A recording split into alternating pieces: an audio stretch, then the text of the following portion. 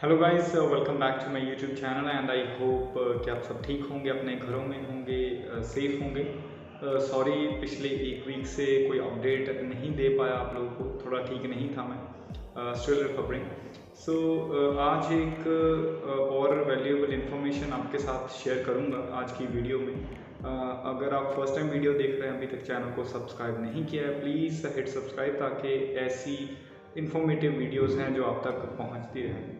अब पिछले 2-3 वीक से मेरे पास क्वेरीज आ रही हैं कनाडा के वर्क परमिट के related as well as Russia का जो वर्क परमिट रहता है उसके रिलेटेड। बहुत सारी कन्फ्यूजन्स हैं आप लोगों के माइंड में, बहुत सारे फेक डॉक्यूमेंट्स मेरे को देखने को मिले हैं, व्हाट्सएप पे आप लोगों ने मुझे भेजे हैं। सो उसके रिलेटेड मुझे लगा कि ये इन्फॉर्मेशन है जो वो आपके साथ शेयर करूं ताकि आप भी अलर्ट हो जाएं, किसी की बातों में ना आएँ और कोई भी डॉक्यूमेंट्स बिना रीड किए या उसको बिना समझे उसको साइन मत करें। सो ऐसे ही बात करते हैं, कनाडा से स्टार्ट करते हैं। जो मेरे को पहले क्वेरी आई थी, उसके बाद मेरे को क्वेरी रशिया के वीज़ा के रिलेटेड भी आई है। सो कनाडा के लिए क्या मेरे को आप लोगों ने क्वेश्चन किया कि हमें वर्क परमिट मिल रहा है कनाडा का। तो जब मैंने उनसे पूछा, जो भी मेरे फॉलोअर्स थे जिन्होंने मेरे को मैसेज किया, and they said the agent is asking only 8 photographs, my CV, that's it. और कुछ नहीं, अगर एक्सपीरियंस है तो वो दे दो, किसी का भी इंडिया में कुछ काम किया है, नहीं तो उसकी भी ज़रूरत नहीं। सो ये आप आज को एक्चुअली बताऊंगा मैं, आप इस स्कैम को कैसे पकड़ कैसे सकते हैं। आप इस जो स्कैम है, बेसिकली ये एक बहुत बड़ा स्कैम है, लोगों को गुमराह करना और उनसे पैसे ले लेने बिना वजह, बिना किसी ऑफिशियल डॉक्यूमेंट के, उसको पकड़ना कैसे, आज वो आपको सिखाऊंगा। सो मैंने आप उनसे पूछा कि कैसा किया आपने, कैसा एक्सपीरियंस रहा, कैसे डॉक्यूमेंट्स दिए। तो उन्होंने बोला कि मैंने 8 फोटोग्राफ्स दे दी और अपनी CV दे दी। तो थोड़े दिन बाद मेरे को बोला जाता है कि आपका मेडिकल होना है।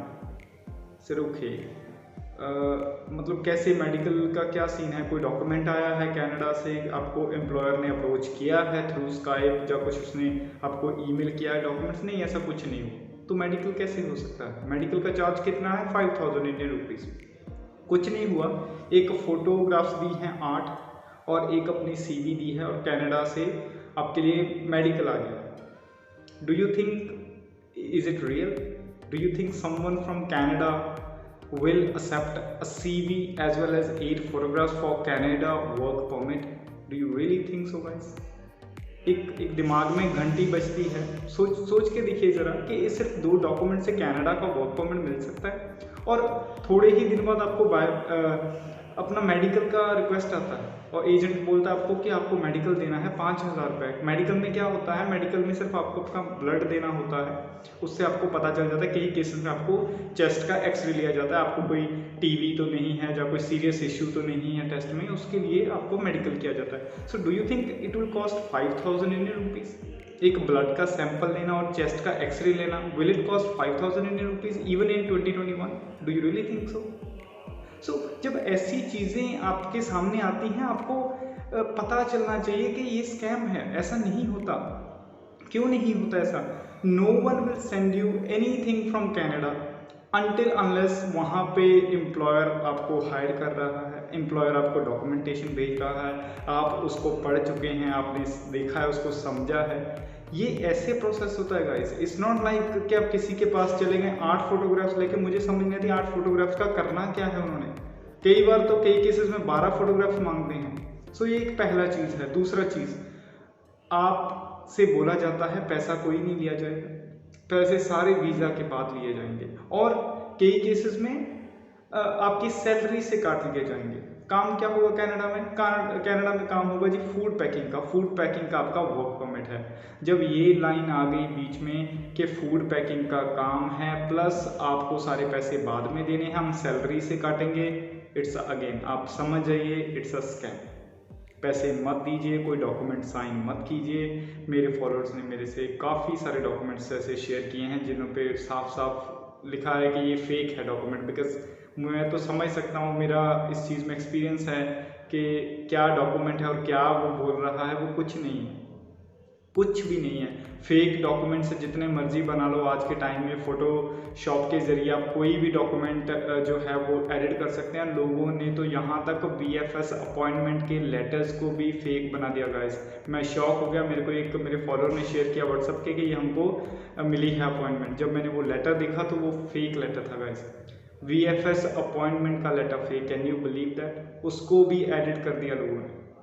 तो जब हमने उसकी पूछ पड़ताल की, मेरा खुद का एक्सपीरियंस है जो मैं करता हूँ, मैं ऑलवेज सीधा एम्बेसी VFS उनसे डायरेक्ट कांटेक्ट करता हूँ थ्रू फ़ोन और थ्रू ईमेल। उनको सारा नंबर देता हूँ, सीरियल नंबर। वो 1 सेकंड नहीं लगाते वेरिफिकेशन के लिए कि ये फेक है या ओरिजिनल है। आप करके तो देखें एक बार, बहुत आसान है। जो भी आपको कुछ भी कोई दे रहा है उसको सीधा, जिसका भी लेटर है वो उस पर रहता है उसका एड्रेस। अगर एम्बेसी का है एम्बेसी का एड्रेस रहेगा, अगर VFS का है तो VFS का रहेगा। कॉल कीजिए, ईमेल कीजिए, they will reply you back. दूध का दूध पानी का पानी उसी टाइम हो जाता है। आपको वरी करने की जरूरत नहीं। मैं ऐसे करता हूँ और मुझे को उस टाइम पे पता चल जाता है ये डॉक्यूमेंट फेक है या ओरिजिनल है। Simple is that. आपको किसी एजेंट से लड़ने की जरूरत ही नहीं है। उनको बोलो कि ठीक है जी, हम बताते हैं, चेक करके देखते हैं। So that's how it is. You have to be active. It's 2021 guys. कोई आपको ऐसा नहीं बोलेगा कि यहाँ से पैसा सेव हो सकता है, इसको पैसा मत दीजिए। नो, मार्केट में चले जाओ, सब लूटने के लिए बैठे हुए हैं। मैं सबको नहीं बोल रहा, लेकिन मोस्ट ऑफ द टाइम आज के टाइम में जो हो रहा है, मैं अपने पास से नहीं ये बातें बोल रहा, मेरे को मैसेजेस आते हैं आप लोगों के, इसीलिए कईयों ने तो मेरे को रिक्वेस्ट किया कि इस पर वीडियो बनाइए। So that's the reason I am making this video for you guys, ताकि बाकियों को भी एक अलर्ट मिल जाए, एक अलर्ट साइन मिल जाए कि ऐसा नहीं हो सकता। कनाडा के बहुत फेक प्रोसेस चल रहे हैं गाइस, मार्केट में बचिए, प्लीज़ बचिए। कनाडा का अगर आप वर्क परमिट लेना चाहते हो, उसके लिए बहुत ही सिंपल एंड स्ट्रेट फॉरवर्ड जो वे है, www.cic.gc.ca वेबसाइट पे जाइए। एक्सप्रेस एंट्री जो है स्ट्रीम, उसके अंडर अगर आपके पास स्किल्ड वर्कर का एक्सपीरियंस है इंडिया में, आपकी सैलरी बैंक अकाउंट में आती है, सारा कुछ लिखा हुआ है इंग्लिश में। आप अगर पढ़े लिखे हैं, थोड़ा इंग्लिश पढ़नी आती है, समझनी आती है, 10-15 मिनट में आपको प्रोसेस पता चल जाएगा और आपको डॉक्यूमेंट्स भी पता चल जाएंगे कौन से लगने हैं। कोई बड़ी बात नहीं है, खुद कीजिए, 1 रुपया भी चार्ज नहीं होगा। एजेंट के पास जाओगे 7-8 lakh, 10 lakh, 15 lakh, 20 lakh, I don't know कितना मांगते हैं। एक सिंपल सा प्रोसेस है, बट प्रॉब्लम क्या है, हम उस चीज़ को करना नहीं चाहते। हम वहाँ पे जाके हमें पता नहीं चलता क्या करना है, कुछ भी नहीं करना। अगर पढ़ के समझें और करें, कुछ भी नहीं। कोई भी कर सकता है, जो थोड़ा एजुकेटेड है, जिसको नॉलेज है इंग्लिश की, वो कर सकता है। It's not a big deal guys. आप इस स्कैम से बच जाओगे। कनाडा का स्कैम जो है ऐसे होते हैं, बहुत और भी हैं। मैं कई बार मैं सोचता हूँ कि लाइव कॉल लेके किसी एजेंट से बात करूँ कनाडा के वर्क परमिट, और आपको सुनाऊँ कि कैसे लूट मच रही है आज के टाइम में, कैसे वो लूटते हैं और बचना कैसे, भी मैं आपको बता रहा हूँ। कोई भी डॉक्यूमेंट, कोई भी आपके पास ऐसा आता है जिस पे आपको साइन करने को बोला जाता है, कोई अग्रीमेंट है और किसी एम्प्लॉयर ने आपको जॉब ऑफर भी भेज दिया है, वो भी फेक होते हैं। वो भी प्लीज़ चेक कीजिए, डबल चेक कीजिए, एम्प्लॉयर के साथ चेक कीजिए, उनको ईमेल कीजिए, उनको फ़ोन कीजिए, सब कुछ वहाँ पे रहता है। प्लीज़ ऐसे स्कैम में मत फंसिए, अपने पैसे जो हैं वेस्ट मत कीजिए। तो ये कनाडा का हो गया। रशिया की बात कर लेते हैं।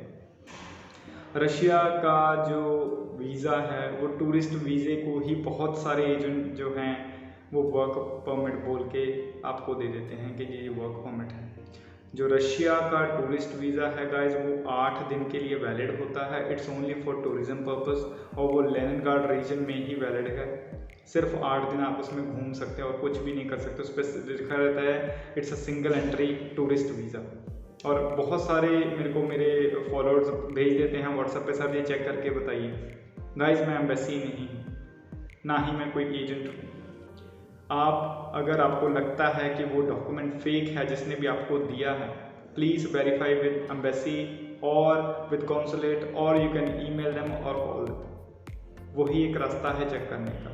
दूसरा क्या स्कैम होता है, इसमें भी सेम रहता है। मेडिकल का आ जाता है जी, आपको मेडिकल करवाना पड़ता है विदाउट एनी रीज़न। आपकी CV ले ली जाती है और CV आपकी सिलेक्ट हो गई है, ओके ठीक है जी, CV सिलेक्ट हो गई है, कोई वहाँ से कंफर्मेशन नहीं आती, कोई कुछ नहीं होता, आप सीधा मेडिकल दे दोगे। अगर आपकी सीवी सिलेक्ट हो गई है गाइस, हर जगह पे सीवी सिलेक्शन होती है। फॉर एग्जांपल आप कहीं पे जॉब अप्लाई करते हैं, सॉरी ये वीडियो थोड़ा लंबा हो रहा है, लेकिन I just want to explain you each and everything कि कैसे स्कैम होते हैं। सो किसी भी जगह पे आप अपनी सीवी लेके जाते हैं, वहाँ पे और कैंडिडेट्स भी रहते हैं। फॉर एग्जांपल 10 कैंडिडेट होंगे, ठीक है जी, 10 में से 2 की सीवी शॉर्टलिस्ट हो गई। क्या वो 2 को ऐसे ही जॉब पे रख लिया जाता है? इंडिया की बात कर लेते हैं, बाहर नहीं जाते, इंडिया की बात कर लेते हैं। क्या वो 2 लोगों को इंटरव्यू के लिए नहीं बुलाया जाता? क्या उन 2 लोगों को सारा प्रोसेस नहीं समझाया जाता कि क्या आपको करना है और आपकी इतनी सैलरी होगी? क्या उनके साथ से जो कंपनी कोई भी रहती है वहाँ पे साइन नहीं ले जाते बॉन्डिंग के? कुछ नहीं होता। क्या एम्प्लॉयर से वो लोग नहीं मिलते हैं? एग्जैक्टली सब कुछ होता है, एक प्रोसेस है। बट यहाँ पे सीवी सिलेक्ट हो गई है जी, आप अपना वीज़ा मेडिकल करवाइए। वीज़ा मेडिकल कितना? 5,000, आगे 4,000, 3,000। वो खाली ब्लड का सैंपल लेना है, वो 3,000 रुपये का। चेस्ट का एक्सरे लेना है, वो 3,000 रुपये का। गाइस सोच के देखिए, अगर आप किसी एजेंट के पास ऐसे जाते हैं और आपने अपनी फाइल लगाई हुई है, फॉर एग्जांपल रशिया की या कनाडा की, वहाँ से आपको और भी कैंडिडेट मिले, 10 हो गए टोटल, फॉर एग्जांपल 10 कैंडिडेट हैं, और 10 कैंडिडेट से उन्होंने बोला है कि जी आपका प्रोसेस चल रहा है और आप ऐसा करें, आप वीज़ा मेडिकल करवा लें, मेडिकल ज़रूरी है आपका वीज़ा लगने के लिए, वो रिपोर्ट उतर जाएगी। ठीक है जी, मैं मान लिया। मेरे जो 7-9 बंदे थे उन्होंने मारे, टोटल 10 बंदे हो गए। 10 मल्टीप्लाई बाई 5,000, 5,000 को 10 से गुना कीजिए, 50,000 हो गया। अभी 50,000 उस लेबोरेटरी वाले को चला गया विदाउट एनी रीज़न, और जो एजेंट है उसका उसके साथ सेटिंग रहता है। तो मेरे को ये समझ नहीं लगती कि ब्लड सैंपल लेने और चेस्ट का एक्सरे लेने से क्या 5,000 एक बंदे का चार्ज आता है? तो बाद में क्या बोला जाएगा? 50,000 चला गया, एजेंट ने अपने पैसे ले लिए, लेबोरेटरी वाले को अपने उसके दे दिए, और उन्होंने एक चूज़ की रहती है कि इसी लेबोरेटरी से करवाना है। क्यों? क्योंकि उनके साथ सेटिंग है, इसकी वजह से बाद में पैसे मिलेंगे। That's the only reason. So क्या होता है, वो पैसे आपके गए, बाद में आपको बोला जाता है नहीं जी वो प्रोसेस अभी थोड़ा लेट हो गया, क्रिसमस की छुट्टियां आ गई। अगर दिसंबर में अप्लाई करते हो तो ये तो हर एक की बात मुंह में रहती है, नहीं क्रिसमस की छुट्टियों की वजह से लेट हो गया। क्रिसमस गाइस 1 दिन की होती है, 25th, उसके बाद काम चलता है रेगुलर। कोई क्रिसमस की छुट्टियां नहीं होती, 1 या 2 दिन होता, वीकेंड होता है, ज़्यादा कुछ नहीं होता। 1 Jan से काम सारे दोबारा चल जाते हैं, even last week of December भी काम चलते हैं। तो मतलब वो 50,000 अगर 10 बंदों का एजेंट ले रहा है 1 मंथ में, ऐसे 2-3 महीनों में उसको तो 1.5 लाख रुपए इंडिया में बैठे बैठे मिल गया। आपको क्या मिला? आपको एक बोल दिया जाएगा नहीं वो हुआ नहीं, वो थोड़ा प्रॉब्लम आ गई है, प्रोसेस लेट हो गया है, ये हो गया है, वो हो गया है, वगैरह वगैरह। वो बहुत सारे उनके पास रहते हैं एक्सक्यूजेज, आपको एक बता देंगे, आप मान लोगे ठीक है जी चलो कोई बात नहीं, 5,000 ही है, गया तो गया, मुश्किल नहीं है, कोई बात नहीं। तो ऐसा सोचिए उनके पास कितने आते हैं डेली के, और कितने लोगों को ठगा जाता है। कभी सोच के देखा आप? 1 महीने में 10 गए, 10 से 50,000 बन गया। 50,000 में से लेबोरेटरी वाला कितना ले गया? 10,000 ले गया होगा। 40,000 किसकी पॉकेट में? एजेंट की पॉकेट में। Sorry, I am not talking about all the agents in India, मैं सिर्फ जो स्कैम करते हैं उनके बारे में बोल रहा हूँ। सो ऐसा नहीं है सब बुरे हैं, I am not saying like this, but जो स्कैम होते हैं लोगों के साथ में उनके बारे में बात कर रहा हूँ। सो ऐसे गाइस होता है। प्लीज़ स्टे अलर्ट, पूरी इन्फॉर्मेशन लीजिए, कहाँ पे क्या है, कौन सा एम्प्लॉयर है, कैसे जॉब मिली आपको, क्या उसका जो भी बोलते हैं कि उसकी पूरी इन्फॉर्मेशन आपके पास होनी चाहिए। उसके बाद ही नेक्स्ट स्टेप अपना उठाएं। अगर ऐसा आप ऐसे ही पैसे देते रहोगे तो कुछ नहीं होगा, एक ही होगा कि आपके पैसे का नुकसान। सो वो ना मैं चाहता हूँ ना आप चाहते हैं। यही था आज क्लियर करना आपको वर्क परमिट के बारे में। बहुत सारी आपके माइंड में डाउट्स थे, वीडियो थोड़ा लंबा हो गया and I am sorry for that, but ज़रूरी बातें थी जो आपके साथ शेयर करनी मुझे को लगा कि करनी चाहिए। सो आई डिड। वीडियो अच्छा लगा प्लीज़ लाइक करना, इसको दूसरों के साथ शेयर करना ताकि उन तक भी जो वैल्यूएबल इन्फॉर्मेशन है वो पहुंच सके।